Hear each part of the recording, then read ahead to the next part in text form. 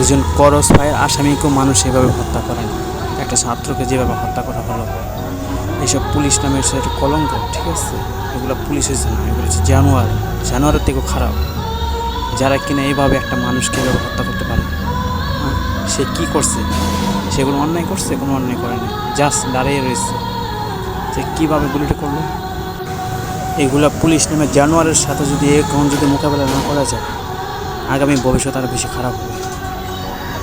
তো তার জন্য বলতে চাই যে সকল ভাইয়েরা মিলে আর প্রতিবাদ করবেন সবাই। একটা মানুষকে কীভাবে মারতে পারে দেখেন, বিন্দু পরিমাণ তাদের ভিতরে কোনো মায়া নেই, কিচ্ছু নাই।